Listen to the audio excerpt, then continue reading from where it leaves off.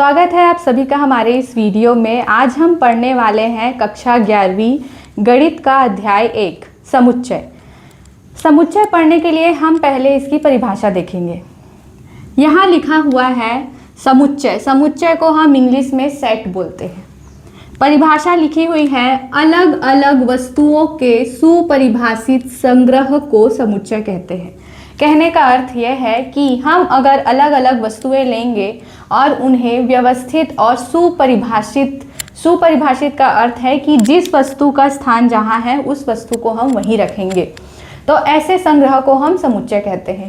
ये एक उसकी साधारण सी परिभाषा है। हम इस परिभाषा से और आगे समझने के लिए देखते हैं कि n प्राकृत संख्याओं का समुच्चय। n प्राकृत संख्याओं का समुच्चय से अर्थ है कि हम प्राकृत संख्याओं को 1, 2, 3, 4, 5 से दर्शाते हैं।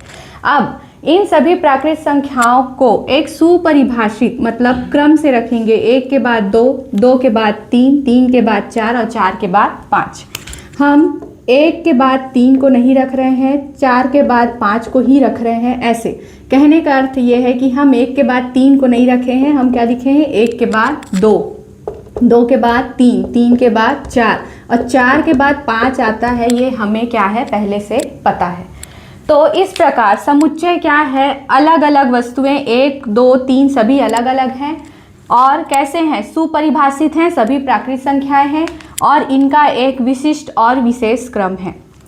अब हम देखते हैं समुच्चय में वस्तुओं की पुनरावृत्ति नहीं होती। हम यहाँ 1 है तो 1 को हम एक ही बार लिखें, 2 को भी एक ही बार लिखेंगे, 3 को भी एक ही बार लिखेंगे। समुच्चय के प्रत्येक वस्तु को समुच्चय का अवयव कहते हैं। यहाँ जो हमने लिखा है एक n एक समुच्चय है, हमने यहाँ 1 लिखा है तो ये 1 जो होगा इस समुच्चय का अवयव कहलाएगा।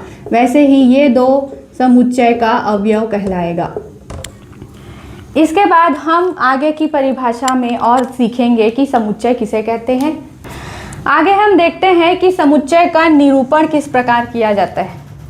पहला, अंग्रेजी वर्णमाला के बड़े अक्षरों से निरूपित किया जाता है। जैसे कि प्राकृत संख्याओं के समुच्चय को n से निरूपित किया जाता है। जैसे a, b, c, x, y, z हम इनका भी उपयोग कर सकते हैं। दूसरा, समुच्चय के जो अवयव है, हमने यहाँ प्राकृत संख्याओं का समुच्चय लिया है तो हमने यहाँ अंकों को लिखा है, लेकिन हम अगर किन्हीं और वस्तुओं का समुच्चय बनाते हैं तो हम प्रायः उन्हें अंग्रेजी वर्णमाला के छोटे अक्षरों से निरूपित करेंगे। इन्हें हम रोस्टर विधि में पढ़ेंगे और समुच्चय निर्माण की विधि में सीखेंगे कि हम इन्हें अंग्रेजी वर्णमाला के छोटे अक्षरों से क्यों निरूपित करते हैं। हम इसे एक उदाहरण से समझेंगे। उदाहरण में लिखा हुआ है, यदि x समुच्चय a का अवयव है तब हम कहते हैं कि x समुच्चय a में है या a का अवयव है या सदस्य है या a में है। अब हम इसे दर्शाने के लिए यूनानी प्रतीक एप्सिलॉन का उपयोग करते हैं। यहाँ एप्सिलॉन का मतलब होता है इंग्लिश में बिलोंग्स टू, और हम इसे लिखते कैसे हैं, x belongs to a। Hindi में इसका मतलब होता है x a का सदस्य है या x a में है या x a का अवयव है। वैसे ही जब x समुच्चय a का सदस्य ना हो तो हम क्या लिखते हैं, x डज नॉट। हम इसे क्या लिखेंगे, इसे लिखेंगे DOES does not belongs to, does not belongs to. और इसे दर्शाएंगे कैसे, एप्सिलॉन एंड ये तिरछी रेखा खींचकर हम इसे दर्शाएंगे। इसका अर्थ होता है कि x समुच्चय a में नहीं है। अब हम पढ़ेंगे समुच्चय निर्माण की विधियाँ। समुच्चय निर्माण की विधियाँ 2 होती हैं। पहली रोस्टर विधि या सारणीबद्ध विधि और दूसरी समुच्चय निर्माण विधि। सबसे पहले हम पढ़ेंगे रोस्टर विधि।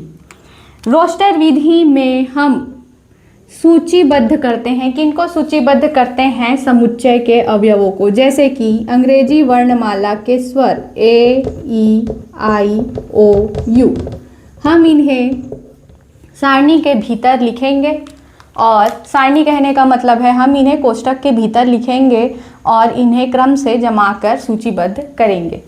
दूसरा, अवयवों को पृथक करने के लिए अर्धविराम का प्रयोग किया जाता है। जैसे कि हमने लिखा ए के बाद ई लिखने के लिए तो ए अर्धविराम ई, इस प्रकार हम अवयवों को पृथक करते हैं। तीसरा है, ये बहुत ज़्यादा महत्वपूर्ण है, यहाँ देखेंगे कि सूचीबद्ध करने में क्रम का महत्व नहीं है। रोस्टर विधि में हम चाहे तो ए ई आई ओ यू को उनके क्रम में भी लिख सकते हैं, या हम इन्हें ई ओ यू आई इस प्रकार भी लिख सकते हैं। अब हमने पहले पढ़ा है कि किसी भी समुच्चय के अंतर्गत किसी भी अवयव को दोहराया नहीं जाता। ये इसका चौथा और महत्वपूर्ण बिंदु है कि हम किसी भी अवयव को दोहराएंगे नहीं। जैसे कि हम लिखते हैं SCHOOL स्कूल, तो स्कूल में कितने अक्षर हैं? 1 2 3 4 5 6। लेकिन जब हम इन्हें समुच्चय के भीतर लिखेंगे तब हम इन्हें कैसे लिखेंगे? SCHO और L। इसका अर्थ ये है कि O 2 बार आया है, लेकिन हम O को 2 बार नहीं लिखेंगे, हम O को केवल एक ही बार लिखेंगे। इसके बाद हम पढ़ेंगे समुच्चय निर्माण की विधि। हम अब समुच्चय निर्माण की दूसरी विधि पढ़ेंगे। इसमें लिखा है, अवयवों में एक सर्वनिष्ठ गुणधर्म होता है जो समुच्चय के बाहर के किसी भी अवयव में नहीं होता है। इसे हम उदाहरण से समझेंगे। हम इसे दर्शाएंगे कैसे, पहले ये देख लेते हैं। x बराबर लिखा है x, इसको बोलते हैं कॉलन। इस दो बिंदुओं को हम बोलते हैं कॉलन। अब इस कॉलन के चिन्ह से हम इसे पृथक करते हैं, किससे? इस गुणधर्म से। ये px जो है ये क्या है? ये गुणधर्म है। अब x कॉलन px, यहाँ x a का अवयव है जो एक विशेष गुणधर्म px रखता है।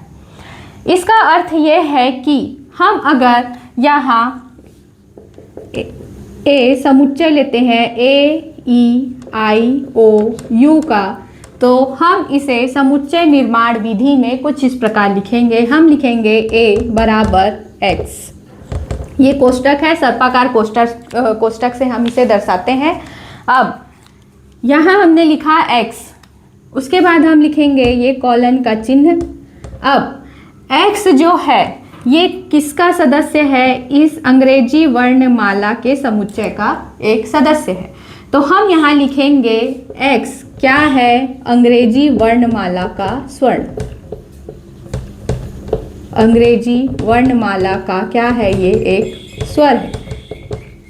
अब हमें पता है कि अंग्रेजी वर्णमाला में कितने स्वर होते हैं? A, E, I, O और U।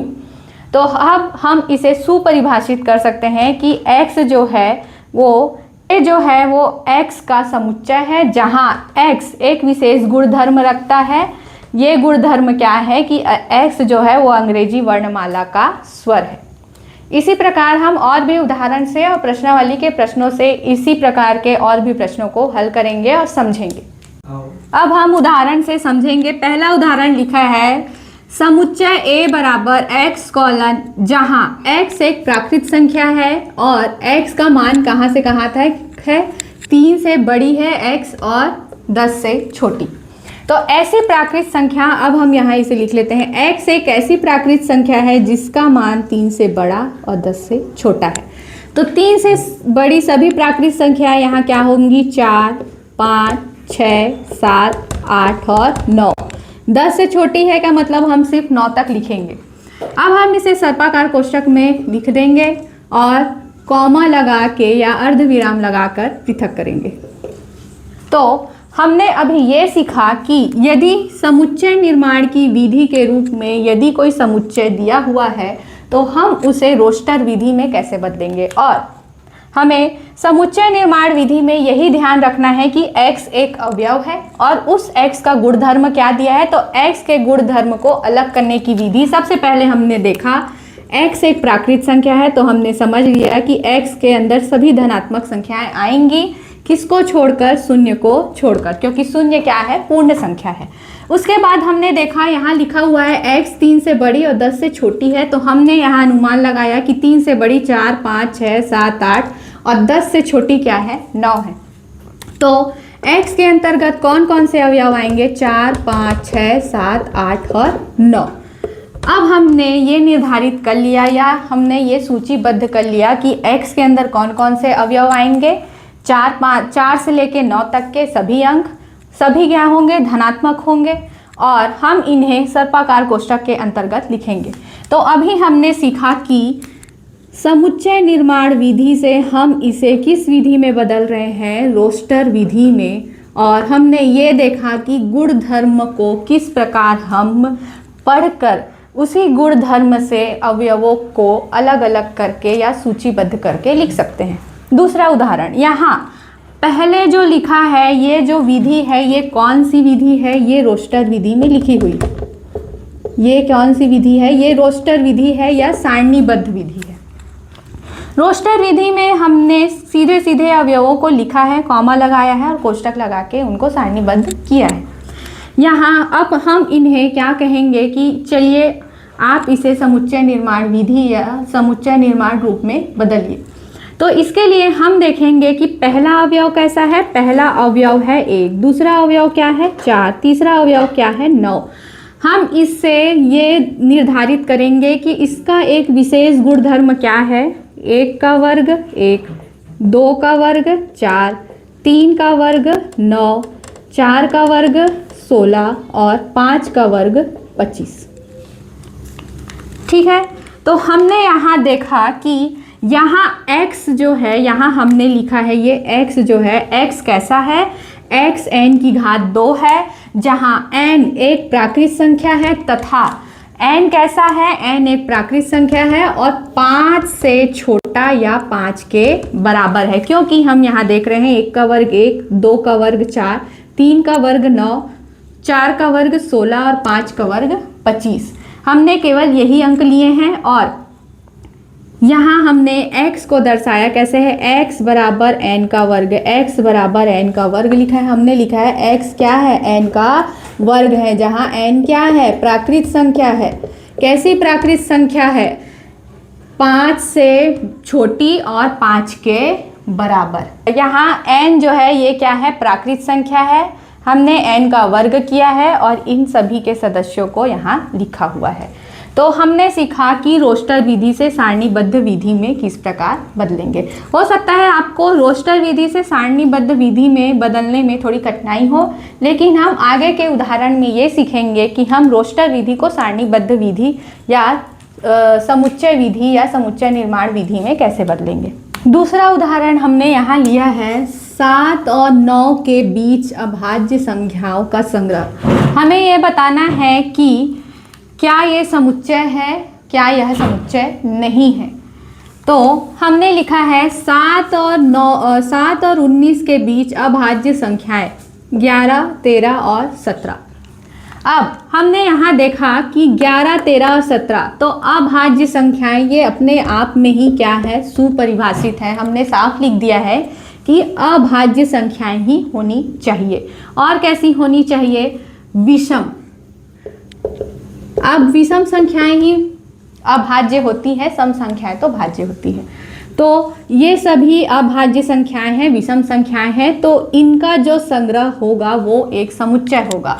इनको निर्धारित करने का एक विशेष मापदंड है अभाज्य संख्याएं 7 और 19 के बीच में। अब दूसरा उदाहरण, भारत के 10 सबसे प्रभावशाली लेखकों का संग्रह। तो ये सबसे पहले तो ये सुपरिभाषित नहीं है। कहने का अर्थ ये है कि प्रभावशाली लेखकों का जो निर्धारण करने का तरीका है वो अलग अलग हो सकता है। अलग अलग स्थान पर अलग अलग लेखक जो होंगे वो क्या होंगे? प्रभावशाली लेखक या प्रसिद्ध लेखक होंगे। तो इन्हें सुपरिभाषित नहीं किया जा सकता। और जैसे मैंने कहा कि अलग अलग जगह पर अलग अलग लेखक जो हैं प्रसिद्ध होंगे, तो हम इन्हें निर्धारित मापदंड के अंतर्गत सुपरिभाषित नहीं कर सकते। तो ये जो उदाहरण दूसरा है ये एक समुच्चय है, लेकिन ये जो लेखकों का संग्रह है यह समुच्चय नहीं है। आप भी अध्याय 1 के प्रश्नावली 1 का जो पहला प्रश्न है, आप उस प्रश्न को इन्हीं 2 विधियों से हल कर सकते हैं। आप इन्हीं दो विधियों से हल कर सकते हैं। पहला, सबसे पहले देखना है कि वो सुपरिभाषित हो, मतलब उनकी कोई विशेष गुण या विशेष गुणधर्म या विशेषता दी गई हो। दूसरा, हम उनकी पहचान आसानी से कर सकते हैं और हर एक जगह पर, जैसे कि 11, 13 और 17, विश्व के हर कोने पर ऐसी संख्याएं हैं जो 7 और 19 के बीच हैं और अभाज्य हैं। लेकिन भारत के 10 सबसे प्रभावशाली लेखक जो हैं अलग अलग स्थान पर अलग अलग होंगे। तो इस प्रकार से आप समुच्चय है या नहीं ये निर्धारित कर सकते हैं। आगे के वीडियो में हम सीखेंगे कि रोस्टर विधि से समुच्चय निर्माण रूप में और समुच्चय निर्माण रूप से रोस्टर विधि में किस प्रकार रूपांतरण किया जाता है। अगर आपको ये वीडियो पसंद आई हो तो हमारे चैनल को सब्सक्राइब करें, वीडियो को लाइक करें और कमेंट करके बताएं कि आपको ये वीडियो कैसी लगी। अगर आपका कोई डाउट हो तो आप कमेंट करके बता सकते हैं। इसी प्रकार की और भी वीडियोस देखने के लिए हमारे साथ बने रहिए।